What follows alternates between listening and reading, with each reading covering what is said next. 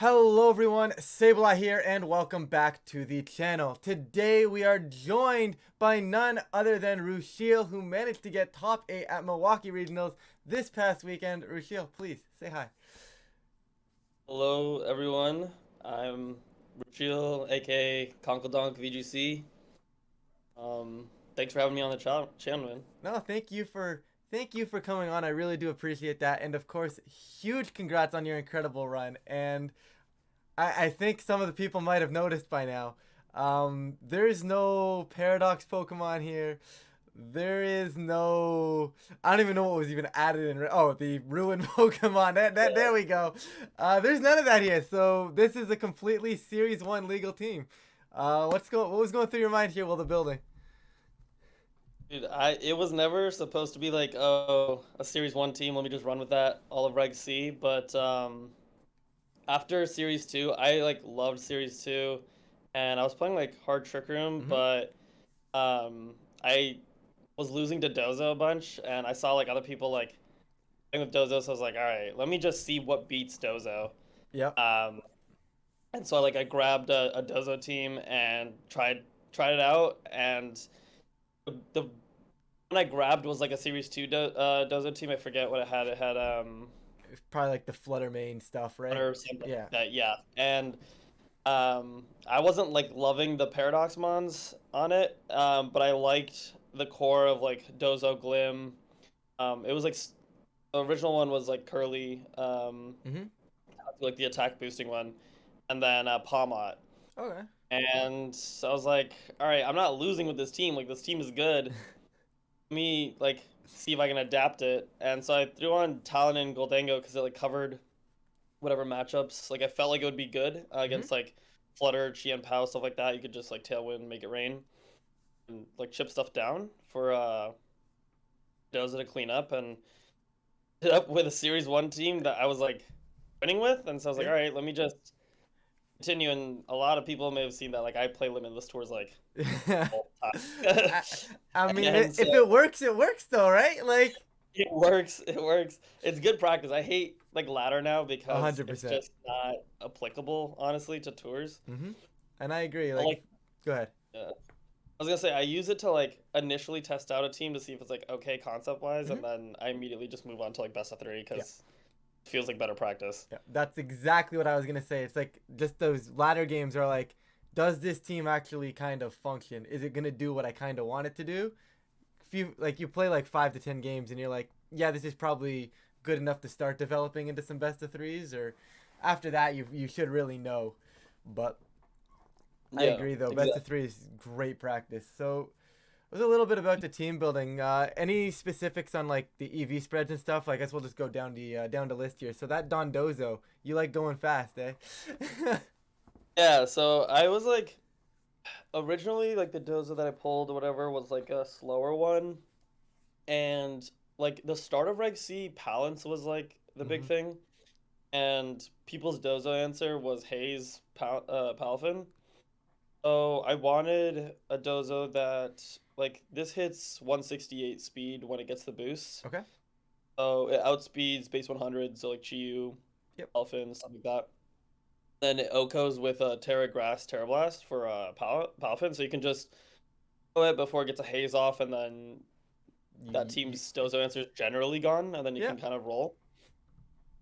So that was the thought process there, and then in terms of the speed, and then the special bulk is super important. Like Dozo's pretty naturally bulky, especially on the physical side, but Mm-hmm. special side's kind of lacking. So really wanted to make sure shore up the special defense there, and then it's just adamant 76 attack. So just doing enough damage Yep. with plus two. It's hitting hard.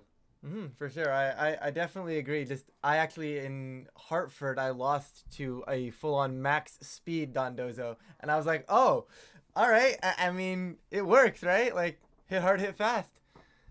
No, I like I said, I played like series two of something like hard trick room, and I was Mhm. like losing to, like rock slide flinches like turn one. I couldn't get trick room. I was like, I'm Yeah. done with like losing to hacks on like early on because I can't get trick room up. So like let me just go fast, let me hit hard, and Yeah.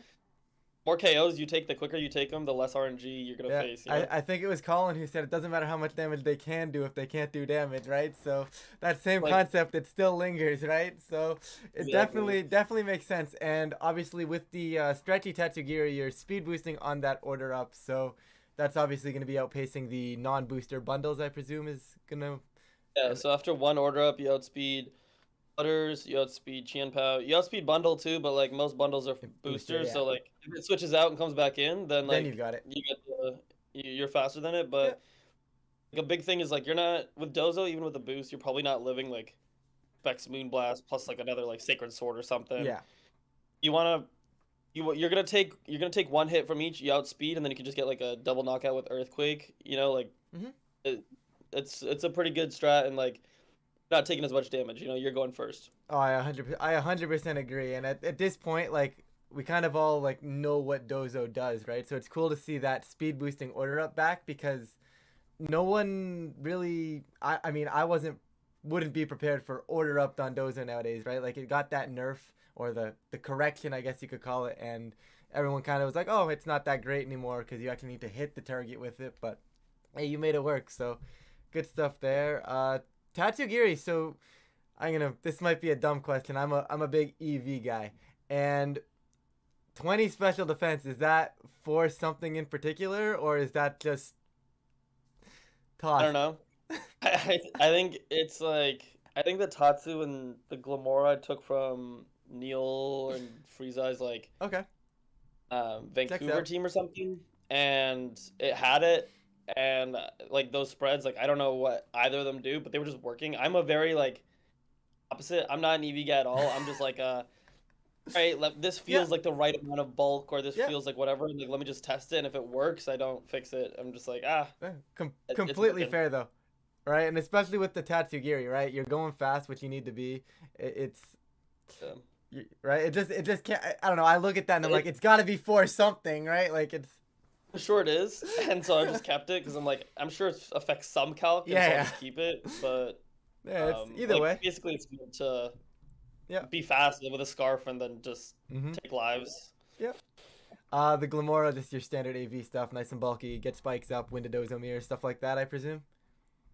It was super clutch. It's like again, I don't know what the bulk does really, but you don't really need the special attack. Like No. you can see it's like pretty much full bulk, and Hmm. like mortal spin is the big thing, and you honestly want your opponents to hit Glamora, so you get the spikes up, and like bulk surprised me a lot of the time, but it was working. Like I think I had round like 7 against like Leonard Kraft, and he went for like whatever his mouse save spread. I don't know what it was, but he went for like the beat up Rage Fist, and my Hmm. Glamora lived on 4 and got the toxic spikes up, and it was Okay, huge. sure. And took got mortal spin off, and then got toxic spikes off, and kind of won me the game. So Yeah, we take those. um, that was huge.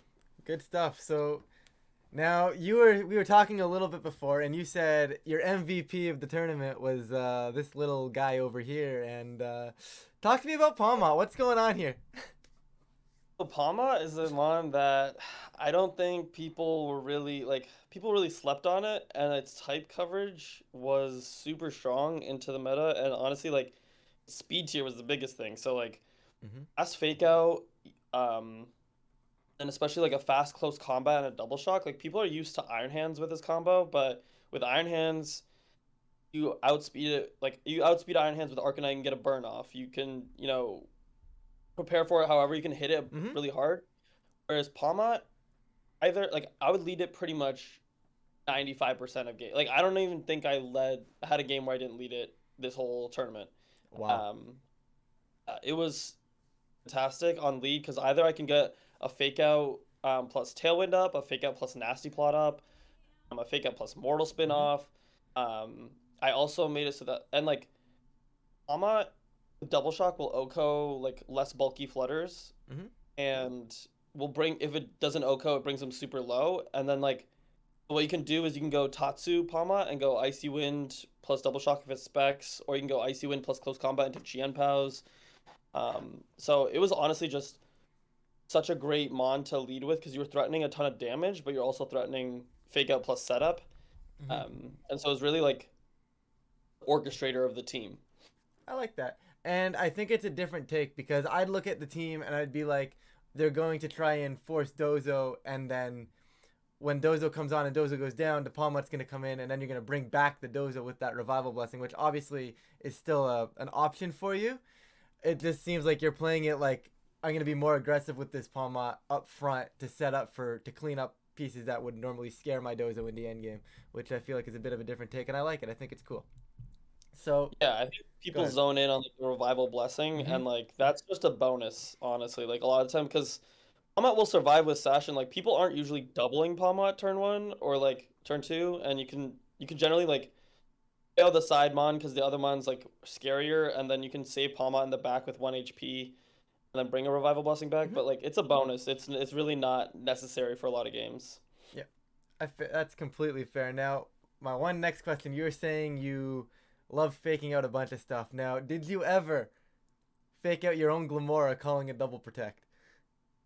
Didn't do it in this tournament, but I won a local, like maybe right after Hartford with it. Did that, and I've won like some online tours doing that. I've also brave birded my own. Yeah, the Glamora Brave Bird play Flame. I've seen, which is cool, but the like I don't know, the self fake out just seems so random. Yeah, no, I've done self fake out like predicting a double protect turn one, Yeah. and it's like one big game. Like people, it's funny because like the face I got when I did that, I was literally because it was at the local, so I was like I had a, like face to face with them, and they were just like, "What did you like? Why?" Yeah, why? And the realization afterwards was really funny. Yeah, it's like that was genius.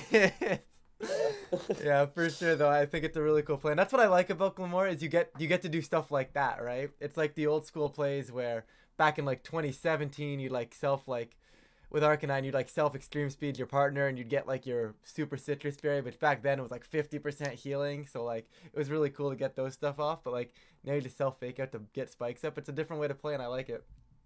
Anyways, Yeah. Sorry, one more like quick story from yeah, that go for local it, go for is it. in a different match. I had like 1 HP Palma and Glamora against a opposing Glamora and something, and I forget what it was, but I knew that like I would have to like close. I'd already double shocked, so all I could do was close combat, and they had a Ghost Mon. I forget what it was. So it's like either close combat their Glamora or just like what do I do? So I close combated my own Glamora to set up spikes, and then they KO'd both of my Mons, not expecting that. And then I got Dozo in without getting the spikes up, and then I was able to EQ KO the Glamora without getting poisoned. We take those. No, Yeah. and I don't know. The team just looks like it has so many like different ways to find lines to find winning end games, right? Like obviously you have the Dozo mode, you have the slow mode with the poison. Then you obviously, like you said, you had that Palmot, which put in a lot of work for you. And this looks like a fairly standard Talonflame. For the most part, Max. yeah. The only thing that really piques my interest here is Quick Guard. What was the thought process of locking Quick Guard over something like the Taunt? Yeah, so Quick Guard was huge. It was, I think, one of like the meta calls I'm pretty proud of. So the big thing with there was being able to. So there was a lot of priority early on too, especially with like Qianpao Dragonite stuff and like and Palafin with Jet Punch, and so it was kind of like just generally it was I just threw it on there to like stop that. But then what ended up being used for more often than not was like could set up with Goldengo in front of Qianpao and then just quick guard to death, and they can't Sucker Punch you. wouldn't be able to sucker punch me. So I wasn't forced to Terra. Also, a lot of times I was able to get a revival blessing off with Palmot, because I was able to quick guard a jet punch or something like that. And then even though I was at 1 HP with Palmot, I was able to get a revival blessing off and it was clutch. Then I think like the one that people probably saw and remembered is against James Evans on stream. We came down to like in game three, and I was actually planning on doing this in game one, but I ended up getting a double protect. But then game was like Dozo was in sucker punch range, and then they had Specs Goldango, and so I was just like trying to protect to make sure I didn't die to sucker punch. But so I was trying to set up an end game with Tatsu and Talonflame versus low health Qianpao and their Goldango, and so I could just quick guard and Muddy Water. But they ended up getting the double protect in game three, and so I wasn't able to clutch out that victory. But that was kind of like how it's used because Tatsu is pretty frail, but it outspeeds most things with the scarf. Yeah. So. No, for sure. I like it. I think it's a really cool tech, right? And it's always one of those ones that I don't know. I try like I don't play fast offense. I don't play Tailwind. So like when I try Talonflame, I'm like, yo, Quick Guard would be cool here, and then I just find myself never clicking it, right? So it's cool that you found some success with it. I like that. Looks like a fairly standard Goldengo on this side of the field here, just doing its thing.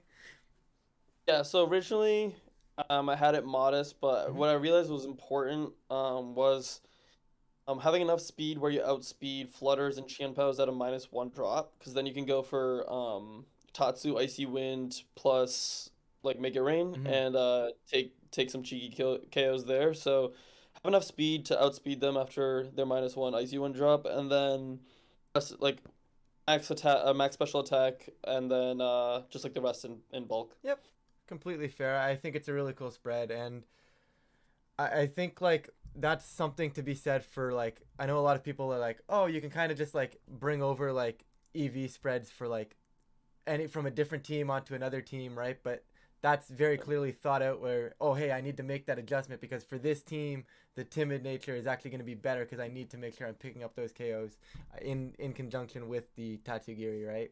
And I think that sometimes people kind of get lost in that and they try to either be fine tune it too much or they don't fine tune it enough. But I think that's well thought out on your end. I don't know. Overall, I think it's a really really cool team. Uh, Should- any like key matchups that like you'd have general game plans into? I guess we can start with like Palance. I don't know if that's still a thing anymore, but like obviously going into a tournament, you have to have something in your mind like, oh, is Palance? What's my plan at the Palance? So let's start there. Yeah, actually, I can probably lump Palance and like the New Balance teams Okay. together because there was similar comps, but now it's just Gyarados over Palafin for the most part. Obviously, Mm-hmm. some variations, but the game plan into them was fairly similar.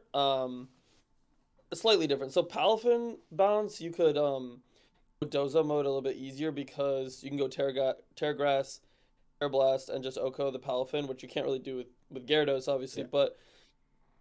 And only into those teams. Again, Palmot is always a good lead, and then it depends on the comp, but generally Palmot plus Goldango is really good, or Palmot plus Glamora.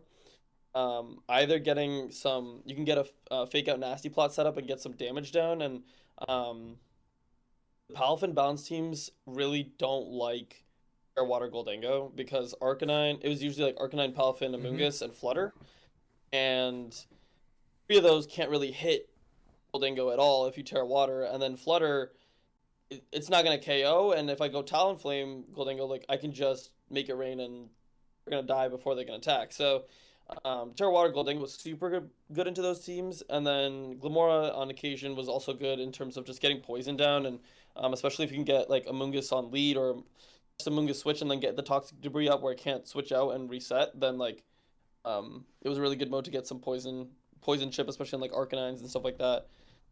And then Dozo Giri was pretty good in the back for those. Mm-hmm. The adaptation for like New Balance that's become more difficult to bring Dozo in those because they're like usually Clear Smog Amoonguss and then Gyarados. And I really Gyarados, just the way it plays. Like the waterfall flinch stuff, and I didn't want to get T waved and just stuck in that cycle Mm-hmm. with Dozo, so it just usually wasn't effective. So I'd go non-Dozo mode in those matchups usually. Okay. And again, Terra Water Goldango, Water Gyarados, Amoonguss don't wanna deal with Terra Water Goldango. No, agree. Once again, no, and I think that's something like one of the big reasons why we're seeing Goldengo kind of creep up in usage as well in general. Not even on like a team like this, just on other teams too, right? Like people are realizing that hey, these Palafin standard teams don't really have many ways to touch it, and as you said, like you realize, hey, this isn't a matchup for Dozo. Let's leave it on the bench and just kind of adapt. Now, another one I want to touch upon is just that hyper offense just kind of coming into like different variants. Maybe it's the Dragonite stuff. Maybe it's the reverse like Tailwind Goldango, Tailwind plus Garchomp stuff like that. Like, what's your game plan Yeah. there? Yeah, so hyper offense stuff is where Dozo shines generally because, and that's the big reason why I put Tailwind on the team because you want to match that speed. So you can get Talonflame plus Palmot generally, and you can threaten the fake out into their Talonflame, and force them to Terra or play that mind game and then just take the KO because a lot of hyper offense teams, their answer to Dozo is on Flame Wisp. And so if you can just take it out game one, and that's kind of what I was facing against James Evans, Yep. was I would just lead Talonflame Palma and just get rid of the Talonflame turn one because it was one of the biggest threats. It was the only damage mitigation onto Dozo, and then you just get Dozo in, start clicking order up, EQ, and start taking KOs, and you can if you Terra at the right time, you can Terra Blast their bundles and just Oko them. Terra Blast will Oko a lot of flutters as well. And then if you get those order up boosts, you're gonna outspeed the flutters and the Chien Pows after a +1 order up. So then you can just KO them before they get to attack you. So um, it's a balance there between protecting at the lefties recovery and knowing when to be aggressive, but you can kind of match their aggression and outbulk them with Dozo. For sure, for sure. It seems like you've got everything thought out. Obviously, I mean you got top 8 in a regional. Obviously, you've got most things thought out. I don't know, that was a pretty dumb statement on my end. But any I don't want to sit here for too long with the tournament run, but any like highlight matchups, even moments like where like momentum, you could feel like your momentum kind of swing one way or another, kind of things like that, right? So feel free, go to town. Yeah, yeah. So I honestly came into this tournament like this weekend like more as just like a chill hangout. Like I wasn't expecting to Hmm. to do super well or anything. Like I'd probably get because this was my only like my last planned event, and I needed 100 points to get my invite. So I was thinking, okay, I've gone 6-3 every single regional this season. I'll probably do it again and like 250 or something. So I was Yeah. like, I wasn't too stressed. And round one, I lost to a guy. I think I was his only or one of his only like one of two only like legit wins he got that day, and he beat me with Magnezone Discharge Paraspam. Yo. After that, I was like, okay, this is just not my day. Um, and I didn't really feel like I was playing well, Mhm. honestly, until like round four is where I started to like get into a groove. Um, but was able to go 0-1 to 8-1 on day one, and I faced three Dozos on day one, and two of them were oblivious, so like they couldn't really Yeah. Dozo into the unaware Dozo matchup, so they had to go their other modes, and it just wasn't set up to beat my team. So it was something that I wasn't expecting to see a lot of, but was a really favorable matchup Yeah. for me. And then I think the highlight games or highlight sets game or day one were probably against like Leonard Kraft and Pengy. Um, just really good sets, but I felt very confident in kind of those matchups, and it gave me some confidence going into day two of I went from 0-1 to 8-1 and was able to beat some high level players in the later rounds, so I felt pretty good. And then game or day two, I beat actually Brian Hume. I Yep. hope I'm saying his name right, Yep. but the Milwaukee champion um, in the first round, and then I faced another Dozo in round two. The player that got seventh, I don't want to butcher his name, but he was another Dozo player. Mhm. I faced my gatekeeper, Paul Chua. This is I faced him two other times in two regionals this year, and his team is like the worst matchup for me, and so I couldn't even take a game off him. Oh And then no. I faced him twice in day two Swiss, once in round like 13 and once in round 15, in top eight. Yeah. And I was hoping to pull anyone else besides Paul in top eight because I felt like I had a matchup against anyone else, but Paul Just was yeah. his version of bounce was uniquely challenging for me because he Mhm. was lefties, air poison, Ting Lu, so I couldn't poison and get damage down on it Mhm. with Gyarados and everything. Like I just couldn't damage it Yep. enough, and so I tried to call him on every turn. I even got favorable RNG, and I still like almost I barely lost, but I couldn't Yeah. get him. Um, Paul will do that. yep, but I was pretty proud. Like out of my day two run, I faced everyone I faced made top cut, I, and I went 3-2, yep. and think the stream match was probably the closest set I played that day. Um, and I tried to get a little cute with it in game two where I called a Terra Blast. I Terra Grassed and Terra Blasted into his Gold Tango, calling a bundle Mm-hmm. switch. Um, and that just kind of like lost me the game immediately. And then game three came down to a Qian Pao double protect in the end. So I felt pretty good about how I played that one, and just couldn't pull it out, unfortunately. But overall, I think I felt like I had a pretty good matchup into, or at least everything was a winnable matchup that I faced besides Chua's team, I think, and Mm-hmm. I felt pretty good about my play, and um, I knew my lines, and I knew that this team had potential, and it was really great to finally get a big run with it. I think like mm, I was 6-1 to 6-3 at Hartford, and I knew that like if I could get a good schedule, maybe I could pull something off with it, and I felt really good to do the team justice, and I still a little shocked that I got top eight and Yeah. secured my world's invite with a Series One team of all things in Reg C. So yeah, it was pretty awesome. Hey, but like you said, it's not a Series One team, but it does take a while to sink in, though, right? Like, I don't know if I've fully processed my Vancouver run yet either, and it's just like, oh, hey, but hey, you know Yeah. what? You've got your invite now, so it's gotta be a nice little sense of relief. I know you said you weren't going for it, but then you also said you're at 200 before Milwaukee, and it's like you gotta kind of have a little bit in the back of your head, right? Like, hey, now I kind of want this thing.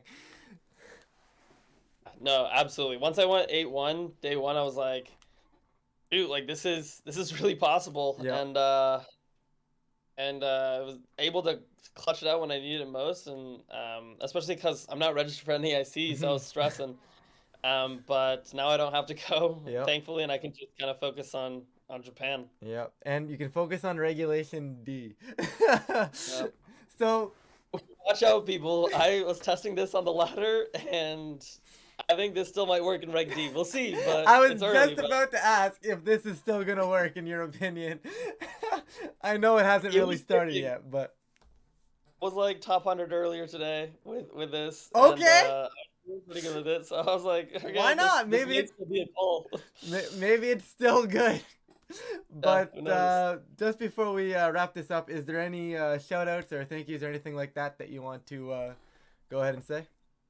Yeah, so I think like, I was honestly blown away by the love and support of like everyone at Milwaukee. There's so many people I'd love to name, but for the sake of time, there's two people I really want to shout out. One Zardichar or Alexander. He's along one of my first VGC friends, and he was supporting me a ton since day one, and he knew I was capable of a run like this before I did, and um, just major love to him. And then Mm-hmm. another bud of mine, Joey Tsunami. He was my hype man.